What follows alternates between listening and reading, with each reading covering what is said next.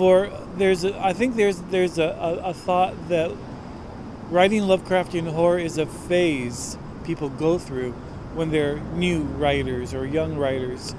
And I wanted to prove that I could make it my entire life as a writer, writing stories that are influenced by Lovecraft, and yet they are also uniquely my own thing.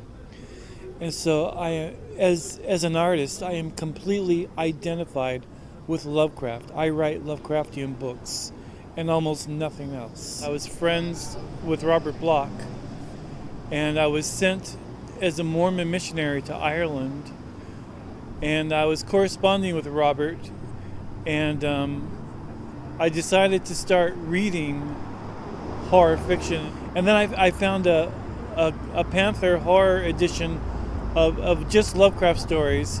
It was called The Haunter of the Dark. And I saw that the title story was dedicated by Lovecraft to my friend Robert Bloch. So I began to ask Bloch about Lovecraft, and then after my mission was over, I returned to the States and I discovered Arkham House. And I got all of the 3 volumes of his fiction, but also his selected letters. And the selected letters really opened Lovecraft's personality to me. And I just became totally obsessed with him and decided that I wanted to write Lovecraftian horror fiction. The first story that I remember actually is The Color Out of Space, which I read, I think, in Ireland, and I remember it because it really depressed me, really stricken by this sense of tragedy and horror in that story. And it was the complete capture by Lovecraft of this alien thing that was beyond understanding or comprehension. And he caught it in that story so powerfully. That really got to me.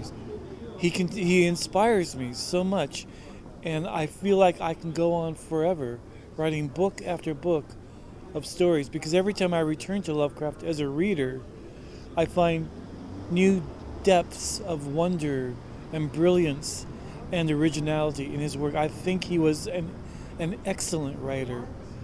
I consider my work Lovecraftian because it is so blatantly influenced by Lovecraft in a very different way than he will influence Laird Barron or Michael Shea. I borrow heavily from Lovecraft's fiction, but I believe there's a difference between borrowing and ripping off. If you can borrow aspects of his stories and then use them to your own advantage to create something that is unique to yourself, that is how you justify Lovecraft. But if you're just repeating the same old cliches or rewriting his stories and thinking that you're doing something original, then that is not appropriate, that is not creative, and that does no justice to Lovecraft.